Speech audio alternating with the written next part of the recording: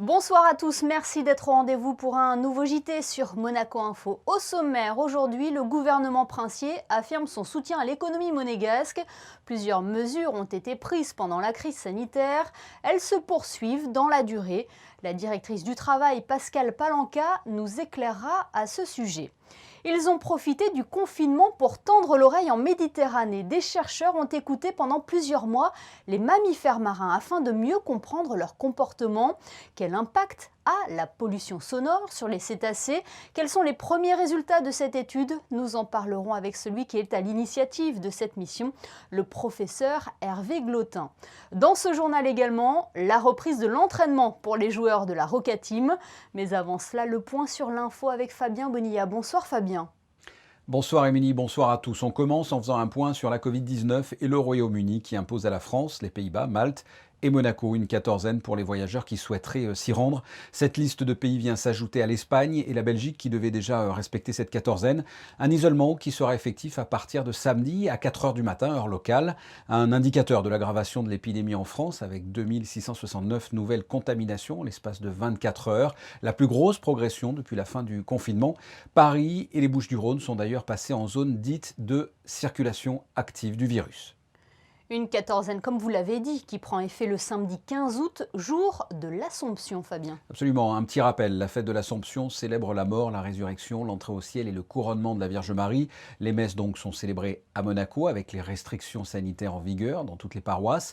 À la cathédrale par exemple, la messe sera célébrée à 10 h 30. Il y aura aussi 4 messes tout au long de la journée à Sainte-Dévote. Même chose au Carme ou encore 3 messes à Saint-Charles. Pour plus de renseignements et connaître les horaires, vous pouvez vous rendre sur le site du diocèse de Monaco. Du sport et déjà la fin d'un championnat, celui de Formule E qui vient de s'achever à Berlin. Nous vous en avons parlé régulièrement ces derniers jours. La Formule E, après 6 courses effrénées en 9 jours sur un aéroport désaffecté à Berlin. La dernière épreuve s'est déroulée jeudi en fin d'après-midi avec le sacre du Portugais António Félix da Costa, le champion de cette 6e édition. L'entreprise Venturi fait partie de cette aventure depuis le début. Les résultats de cette édition sont décevants ou en tout cas en dessous des espérances pour l'écurie monégasque. Le pilote Eduardo Mortara a fini cette compétition à la 14e place dans le classement général. Quant à l'ancien pilote de F1 Felipe Massa, dont c'était son dernier e-prix au sein de l'écurie Rocket Venturi Racing, a lui terminé ce championnat à la 22e position. Quant au classement des constructeurs, Venturi se classe à la 10e place sur 12 constructeurs. En fonction de l'évolution du coronavirus, la 7e saison de Formule E devrait démarrer en janvier 2021 au Chili. Merci Fabien. Dans quelques instants, nous allons parler du soutien à l'emploi et à l'embauche avec notre première invitée, Pascale Palanca. L'été est d'ailleurs souvent propice aux jobs d'étudiants. Nombreux sont ceux qui profitent de cette période pour mettre de l'argent de côté et avoir un premier contact avec le monde professionnel. Exemple ce soir avec les hôtes et hôtesses de la direction du tourisme et des congrès. Éclairage avec vous, Vanessa Dessy. Et oui, Émilie, la direction du tourisme et des congrès a pour mission de promouvoir la principauté. Plusieurs points d'accueil sont installés sur le territoire. Musées incontournables, adresses d'hôtels ou encore petits restaurants. Les agents ont réponse à tout. Kirstine, peut-on connaître les missions de ces agents? C'est de renseigner les touristes, de leur donner des plans de Monaco, de leur expliquer où se trouvent les sites attractifs de Monaco, de les aiguiller. Quelles sont les qualités requises? Alors, tout d'abord, parler les langues, donc principalement l'anglais, et ensuite une deuxième langue vivante. Et enfin, aussi les connaissances sur Monaco. Et puis évidemment, il faut qu'ils soient souriants, avenants. Cette année, 76 agents ont été recrutés par la direction du tourisme et des congrès. Certains sont habitués et reviennent travailler d'année en année pour la principauté. Ces jeunes étudiants exercent un métier passion, fait de contact et d'enrichissement culturel. Je passe en 3e année d'infirmière. C'est une bonne expérience. J'aime bien le contact et puis ça me permet aussi de travailler mes langues. Du coup, moi, c'est italien et anglais. On est juste là. D'accord. Voilà. Et ensuite, vous voulez aller où? Eh bien, on visite. Alors, ce que vous C'est pouvez la première faire, fois qu'on voit là. vous pouvez monter sur le rocher avec le palais princier, la cathédrale. Et cette année, une nouveauté, des hôtesses itinérantes parcourent la principauté afin de faciliter le séjour des visiteurs. Des agents reconnaissables à leur polo rouge visitent Monaco. Merci Vanessa. Dès le début de la crise sanitaire, le gouvernement princier s'est mobilisé pour soutenir l'économie monégasque, avec notamment la mise en place de différentes mesures pour les acteurs de la principauté. En début de semaine, le ministre d'État, Serge Tel, le ministre de l'Intérieur, Patrice Cellario, et la directrice du Travail, Pascale Palanca, ont fait le point. Ils ont annoncé notamment la prolongation du chômage total temporaire renforcé. Bonsoir Pascale Palanca. Bonsoir, madame. Est-ce que c'était une évidence pour le gouvernement princier de prolonger le CTTR? Alors une évidence, je ne sais pas, mais en tous les cas, la question s'est posée. Et le conseiller de gouvernement, M. Didier Gamère-Dinger, a fait une consultation fin juin pour des partenaires sociaux, des services administratifs qui gèrent le CTTR, pour voir les différents indicateurs, combien, qui, pour identifier si c'était toujours quelque chose qui était nécessaire. Et donc, le conseiller de gouvernement et le gouvernement ont considéré que c'était vraiment un dispositif utile, qui avait joué son rôle et qui avait sauvegardé de l'emploi. Donc, il a été décidé de le prolonger en septembre et en octobre. Alors concrètement, qui peut demander le CTTR et à quelle hauteur? Alors aujourd'hui, le CTTR, toutes les entreprises qui suspendent totalement ou partiellement l'activité peuvent le demander. Le mécanisme, pour rappeler brièvement son fonctionnement, c'est pour les heures chômées, le salarié perçoit de l'employeur 70% du salaire brut ou 80,6% du salaire net. Et l'employeur est remboursé par l'État. Il y a un mécanisme de dégressivité qui a été mis en place à partir de juillet et qui sera applicable en août aussi, fonction de la date à laquelle l'entreprise a pu réouvrir. Par contre, la nouvelle ce mois-ci, qui a été prise pour septembre et octobre, c'est que la prise en charge de l'État ne reculera pas en deçà de 80%. Il y a des activités qui seront à 100%? Oui, il y a quand même des activités qui n'ont pas pu réouvrir. Donc, c'est les établissements de nuit. Elles continuent à être prises en charge à 100% par l'État. Donc, l'employeur, lui, pour toutes les structures, doit continuer à verser le montant du CTTR et le salarié, le fait qu'il y ait un reflux du remboursement de l'État, lui, ce n'est pas impacté. Il a ce qui était prévu depuis l'origine. Quelle est la situation aujourd'hui? Combien d'entreprises ont fait la demande du CTTR? Alors, on n'a pas pour le mois de juillet, parce que les entreprises ont jusqu'au 20 août pour faire les demandes. Donc, aujourd'hui, on connaît le mois de juin. Le mois de juin, on a eu un peu plus de 1000 demandes, donc 1000 entreprises. Ça a concerné 9800 salariés pour un total de 13 millions d'euros. Et on est en dégressivité depuis le mois d'avril. Parce qu'en fait, mois de mars, on était confinés, mais c'était moitié de mois. Alors qu'avril, c'était tout un mois et on avait plus de 22 000 salariés. On est passé en mai à 14 000 et en juin à un peu moins de 10 000. Donc on voit qu'il y a une dégressivité, mais que c'est toujours nécessaire, qu'il y a toujours un besoin. C'est quand même une bonne nouvelle pour la relance économique de la principauté. Oui, ça veut dire que l'activité reprend.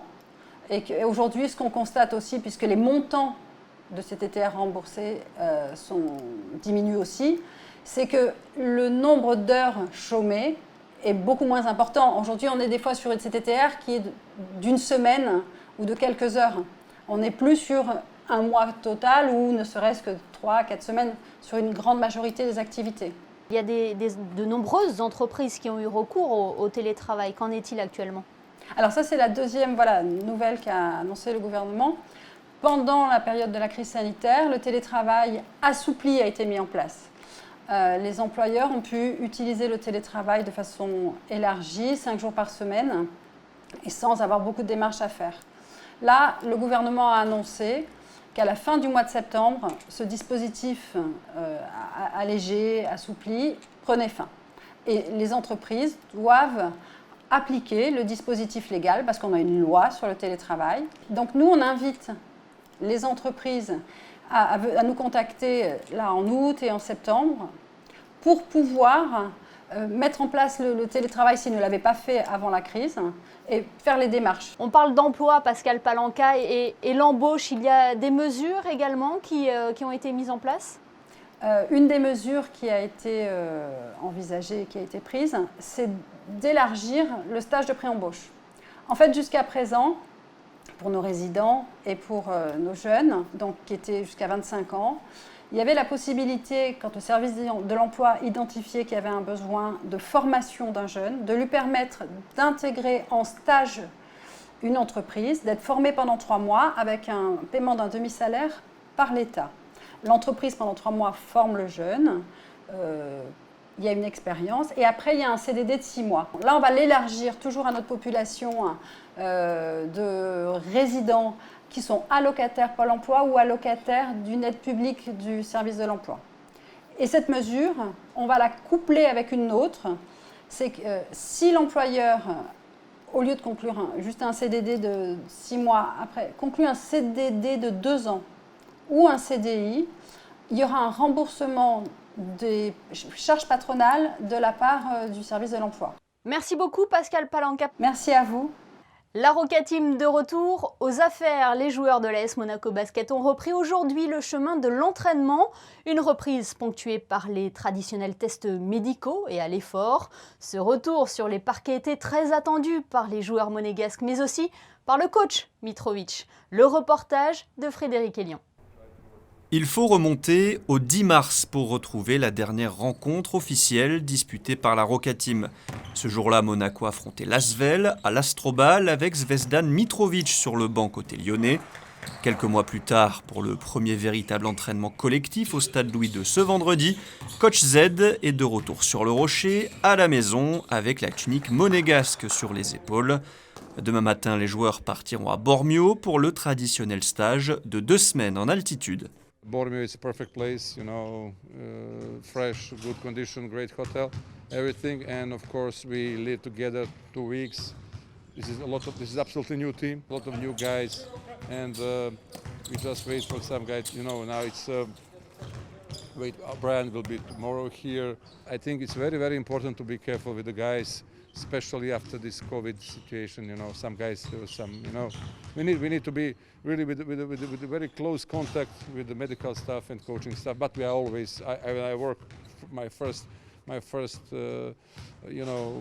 coaching. When I first started coaching Monaco, we have really great relation with the medical staff and the coaching staff.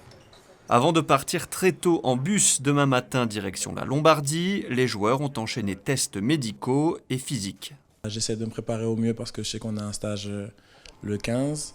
Donc venir en forme petit à petit, prendre mes marques, être en forme et être le plus ready possible. Pas aussi dans le rush parce que c'est long. Parce que aussi en Italie, je sais que ça va être assez dur. Donc voilà, prendre mes marques et aller crescendo. Quand tu viens ici, tu vois vraiment que c'est du haut niveau. Je comprends pourquoi ils sont souvent dans le top 3 en Eurocup ou à l'international, ils sont bien.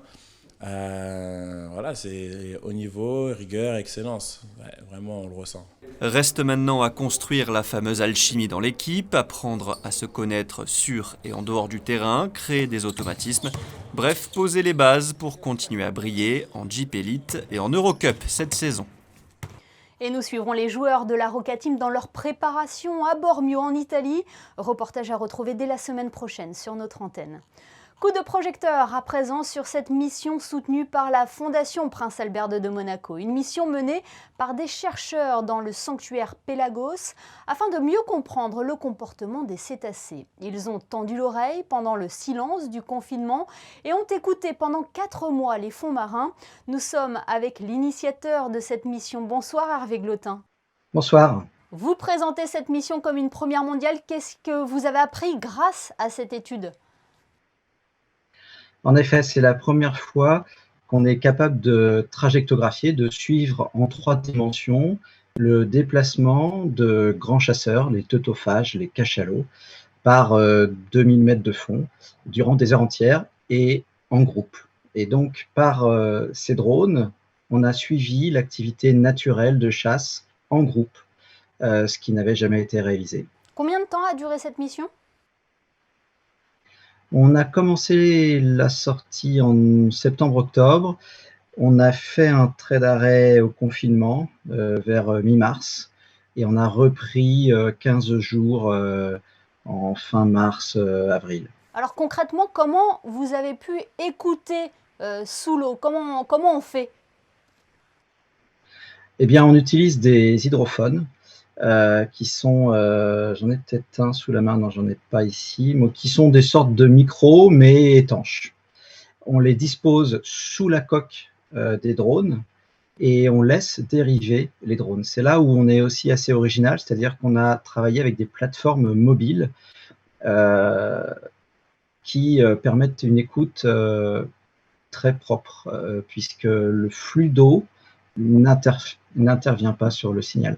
Et effectivement, on entend très profondément dans la colonne d'eau, jusqu'à 2 km, 2 km 5 sous les drones, et à des distances de 3-4 km des drones. Donc on entend tout le volume d'un hémisphère situé sous le drone, d'un rayon de 3 km, on va dire. Alors, est-ce que les cétacés sont bavards? Comment ils communiquent? Eh bien, on s'est intéressé aux grands plongeurs, aux grands sondeurs, hein, et ce qu'on a travaillé essentiellement, c'était la chasse de cachalots. Et ce qu'on a pu découvrir par la vue de chasse en groupe, ce sont des échanges entre les animaux, certainement pour coordonner leur chasse. Et on n'a pas fini de travailler sur ces signaux-là qui sont très très riches pour comprendre un peu plus le sens des signaux dans le rôle de coordination de chasse. C'était une période propice pour cette mission. Alors, c'est vrai que pendant le confinement, par contre, on a eu des effets de navigation très faible au bord des côtes qui ont été mesurés par les drones. C'est-à-dire qu'on mesure jusqu'à 10 décibels de moins. Ça correspond à peu près à 10 fois moins de bruit sous-marin issu des bateaux de pêche et de trafic maritime, mais au bord des côtes. Au large, au contraire, il y a eu peu de différence puisque les grands trafics ont continué de naviguer pour nourrir les grands ports. Et en quoi la pollution sonore est néfaste pour les cétacés? Peut-être que les mesures qu'on vient de réaliser sur ces groupes de chasseurs vont nous permettre d'affiner cette notion de perturbation acoustique. C'est-à-dire qu'au-delà des perturbations qui sont létales ou dommageables sur le système auditif des animaux, il faudrait arriver à quelque chose de beaucoup plus fin, qui serait la nuisance dans l'activité naturelle des chasseurs. Ces chasseurs utilisent les sonars naturels qu'ils produisent par leur système acoustique, écoutent les réponses de ce sonar sur l'environnement. Et donc, ils écoutent également les réponses de leurs congénères qui chassent en même temps qu'eux. Et c'est cet ensemble d'informations qu'ils agrègent qui est perturbé par la présence du bruit de trafic maritime. Et donc, on va essayer de quantifier jusqu'à quel niveau de bruit l'exercice de chasse collaborative qu'on démontre est possible. Vous avez réalisé cette étude au sein du sanctuaire Pélagos, entre la Côte d'Azur, la Corse et l'Italie. Qu'avez-vous entendu au large de Monaco? Eh bien, c'est justement, on n'a pas fait exprès, mais on s'est déplacé vers le sud de Monaco, sud d'Antibes, et donc à 12 000 sud des côtes de Monaco. C'est sur cette zone qu'on a eu le plus de rencontres de grands chasseurs durant des heures. Alors, il se trouve que la bathymétrie, c'est-à-dire la géographie des fonds, semble s'y prêter, puisqu'il y a ce qu'on appelle le mont Méjean, un mont sous-marin, non loin de cette zone. Et il y a aussi le courant Ligure, qui est une grande boucle de courant qui ramène beaucoup de nutriments. Et ces conditions à la fois géographiques et de courant doivent former une zone particulière. C'est une mission qui a été soutenue notamment par la Fondation Prince Albert II. Vous étiez d'ailleurs venu présenter ces drones à Monaco en 2018. C'est un soutien important pour réaliser ce genre d'études? Fondamental. Disons qu'on a eu 3 sources de financement essentiellement, et sans l'une d'elles, rien n'aurait été possible. C'est fondamental d'être soutenu par ces fondations. Je dirais qu'aussi il y a eu beaucoup de réactivité, ça a été très rapide dans les réponses. Et on a hâte de suivre les prochaines missions. Merci beaucoup Hervé Glotin d'avoir été avec nous. Merci beaucoup. On passe au point info pratique avec vous, Fabien Bonilla. Nous en avons déjà parlé précédemment. Ce samedi 15 août correspond à l'Assomption, un jour férié à Monaco, mais les magasins seront quand même ouverts. Oui, l'ensemble des enseignes et des boutiques en principauté, je dirais, comme le centre commercial de Fontvieille, que ce soit l'enseigne Carrefour ou les commerces environnants, de même que le centre commercial de Métropole qui sera ouvert, ou encore les boutiques de luxe du quartier de Monte-Carlo, ou plus largement les magasins du centre-ville. Et puis il ne faut pas oublier que ce samedi, ça sera le dernier jour des soldes. Culture à présent avec la suite de la programmation du théâtre du Fort-Antoine. Oui, cette saison s'articule en 2 parties. La première vient de s'achever avec les invités du Fort-Antoine.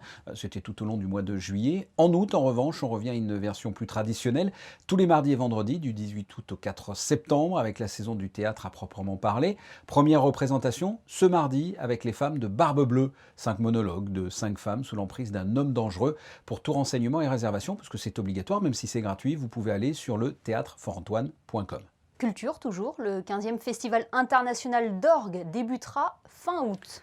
Tous les dimanches du 23 août au 6 septembre, soit 3 dates avec à chaque fois à 16h une conférence et à 17h le concert. Lors de la première date dimanche 23 août, la conférence sera consacrée à la construction et la restauration des orgues, suivie du concert, et c'est original, de l'orgue bien sûr, ça c'est le concept, mais accompagné par des textes du roman Monsieur Ibrahim et les fleurs du Coran d'Éric Emmanuel Schmitt. Sachez que l'entrée est libre avec les mesures sanitaires bien sûr qui s'imposent. Merci Fabien, on vous retrouve dans quelques instants pour les prévisions météo. Les prochaines vidéos ont attiré notre attention car elles ont fait le buzz sur internet. C'est le best-of des réseaux sociaux, il est préparé ce soir par Laura Woodruff. You got this.